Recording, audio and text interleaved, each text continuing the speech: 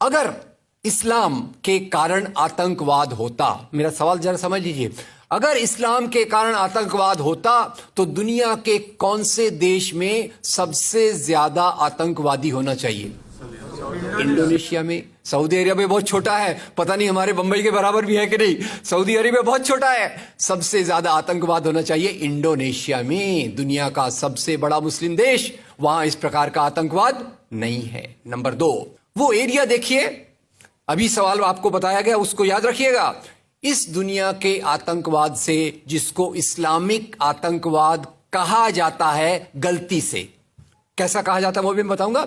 इस आतंकवाद से मारे जाने वाले ज्यादा लोग, इससे मारे जाने वाले ज्यादा लोग हिंदू हैं, मुसलमान हैं या क्रिश्चियंस हैं? मुस्लिम हैं। इस्लाम के नाम पे आतंकवाद है, सबसे ज्यादा कौन मारा जाता है? मुस्लिम। अब तीसरी बात का ख्याल कीजिए, किस एरिया में इसका लोकेशन है? This terrorism is located in which area? तो उस एरिया की मैं 3 आपको बातें बताता हूं। उस एरिया में, जिसको मैं वेस्ट एशिया कहता हूं, पश्चिम एशिया में 3 चीजें हैं। नंबर 1, वहां रहने वालों में मुसलमान ज्यादा है, यस नो? उसी एरिया में आतंकवाद ज्यादा है, उसी एरिया में तेल का खजाना है। तो आतंकवाद तेल के कारण है कि इस्लाम के कारण है? तेल के कारण है। और तेल का कब्जा कौन करना चाहता है? तेल का कब्जा वो ताकत करना चाहती है जो वॉशिंगटन में बैठे हुई पूरी दुनिया को नचाते रहती है। काम करने वाला कोई और गुनाहगार कोई और बनाया गया। अब ये आया कैसे? तो आपको बता दूं कि ये अल कायदा के जो मदरसे, अब मदरसा अपने आप में खतरनाक शब्द उसमें कर देते हैं, कुछ मदरसों में इस आतंकवाद की ट्रेनिंग दी गई। इस्लाम के कारण गलत। ये जो मदरसों में आतंकवाद की ट्रेनिंग दी गई, उसके पीछे भी जो हाथ था, 2 चीजों का था। सबसे बड़ा हाथ था अमेरिका का। अमेरिका ने $8,000 मिलियन, 7,000 टन हथियार दिए अल कायदा को। उनका ब्रेन वॉश किया गया। इस्लाम के जो 2 महत्वपूर्ण शब्द हैं, माफ कीजिएगा अगर मैं कुछ गलत कहूं, मैं इस्लाम का स्कॉलर नहीं हूं, समझने की कोशिश करता हूं, कुछ मैंने गलत कहा तो उसको मैं माफ कर दीजिएगा। तो 2 शब्दों को उन्होंने बदल दिया। एक शब्द था जिहाद। जिहाद तो जो है जिहाद अकबर, जिहाद असगर। जहां तक मेरी समझ है, जिहाद अकबर का मतलब होता है अपनी बुराइयों के खिलाफ लड़ना। जिहाद असगर का मतलब होता है समाज की बुराइयों के खिलाफ संघर्ष करना। तो इस जिहाद शब्द का मतलब बदलकर कर दिया गया कि जो भी व्यक्ति आपसे असहमत है, जो भी व्यक्ति को, किसी को पहले काफिर लेबल करो। अब काफिर का भी एक बहुत अलग मतलब है, I won't go to the details of that. तो काफिर किसी को बोलो, उसको मारो, तो उसको जिहाद के नाम दिया गया। और ये ट्रेनिंग उन मदरसाओं में हुई जिसको अमेरिका ने पैसा दिया, अमेरिका ने सिलेबस भी दिया।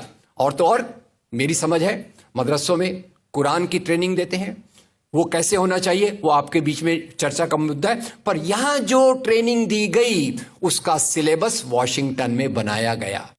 और खैर, ये क्यों बनाया गया, उसके पीछे मैं पहले बहुत कोशिश करके, मेहनत करके लोगों को बोलता था ये अल कायदा इसके लिए बनाया गया। बाद में मेरे हाथ में एक बहुत अच्छी चीज आई। अब यूट्यूब में कई चीजें बहुत अच्छी हैं, कई चीजें खराब हैं। यूट्यूब के कारण हमारे कई नौजवान भटक भी रहे हैं, पर यूट्यूब की कुछ अच्छी चीजें आपको बताता हूं। यूट्यूब में आप सर्च कीजिएगा 3 शब्दों को, हिलरी क्लिंटन, अल कायदा, अमेरिका। उसमें आपको 4.5 मिनट का एक वीडियो मिलेगा जिसमें हिलरी क्लिंटन बताती है, मैं नहीं कह रहा, हिलरी क्लिंटन कहती है कि हमको रशियंस के खिलाफ लड़ना था। हमारी फौजें जो वियतनाम से एकदम डिमोरलाइज होकर आई थी, वो तैयार नहीं थी। तो इन एशिया के मुसलमानों के नौजवानों के कंधे पर रखकर हमने अपनी बंदूक चलाई, हमने अल कायदा खड़ा किया, हमारा काम हो गया, हम अपने हाथ धो लिए और हम अपने वापस आ गए। तो यानी हमने कैंसर के बीज डाल दिए, हम तो अपने देश में सुरक्षित हैं। उसका जो नतीजा भुगतना हो वो एशिया के लोग भुगते, वेस्ट एशिया के लोग भुगते। और उसी के साथ 9/11 के बाद, उसी के साथ अमेरिकन मीडिया ने एक सबसे खराब काम किया, the most anti human act in the history of Mankind. मैं पूरी जिम्मेदारी से ये शब्द कह रहा हूं। क्या किया था अमेरिकन मीडिया ने? अमेरिकन मीडिया ने धर्म को आतंकवाद से जोड़ दिया। मजहब जो मोहब्बत सिखाता है, मजहब जो इंसान को इंसान बनना सिखाता है, उस मजहब के साथ इन्होंने आतंकवाद को जोड़ दिया और एक शब्द बनाया पहली बार, इस्लामिक टेररिज्म। याद रखिए, दुनिया में आतंकवाद पहले भी हुआ है। याद रखिए आयरिश रिपब्लिकन आर्मी, याद रखिए खालिस्तान, याद रखिए नाथुराम गोडसे, याद रखिए इंदिरा गांधी का हत्यारा, याद रखिए राजीव गांधी का हत्यारा। आतंकवाद पहले भी हुए हैं, पर कभी भी मजहब को आतंकवाद के साथ नहीं जोड़ा गया। तो मैं मानता हूं अमेरिकन मीडिया ने अगर सबसे गंदा, सबसे एंटी ह्यूमन काम किया है तो इस जुमले का बनाना जिसको कहते हैं इस्लामिक टेररिज्म। अब इसके पीछे इस्लाम का कोई हाथ नहीं। जिहाद शब्द का मतलब बदल दिया गया और काफिर शब्द का मतलब बदल दिया गया। यहां से ब्रेन वॉश की एक प्रोसेस चालू हुई और इसी को मैं कहता हूं, ये प्रोसेस जो चालू की, ये प्रक्रिया एक कैंसर होती है। मेरा थोड़ा मेडिकल बैकग्राउंड है, मैं जानता हूं कैंसर शुरुआत में होता है, आपने ट्रीट कर लिया तो ठीक है, जब वो फाइनल स्टेज में जाता है तो पूरी दुनिया की बर्बादी करने पे तुल जाता है। और वही बात अलकायदा के साथ हुई। अलकायदा के बाद मामला वहीं खत्म नहीं होता। तेल की प्यास, तेल की भूख बहुत बड़ी है। आप जानते हैं भारत 200 साल तक गुलाम रहा इंग्लैंड का। काय के लिए गुलाम था? क्योंकि उनको यहां का कच्चा माल लूट कर ले जाना था। After colonialism there is imperialism, और ये इंपीरियलिज्म चाहता है दुनिया के रॉ मटेरियल्स, दुनिया के रिसोर्सेस को लूटकर अपनी समृद्धि को, अपनी प्रॉस्पेरिटी को बढ़ाया जाए। और उसी के चलते उन्होंने एक और काम किया और वो काम था इराक पे हमला। अभी ब्रेक्सिट, अभी वो कौन सी रिपोर्ट आई है, मैं नाम भूल गया उसका, जिसमें ब्रिटेन के प्रधानमंत्री जो थे उनको एक गिल्टी करार हो रहा है।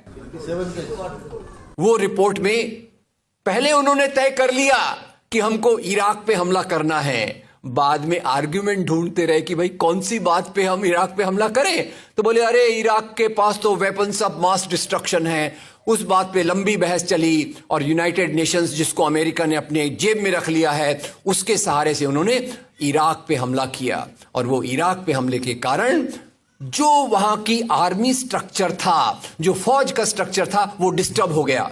एक तरफ से वो डिस्टर्ब हो गया, दूसरी तरफ से अल कायदा की आइडियोलॉजी आई और इन दोनों को मिलाकर ISIS बना।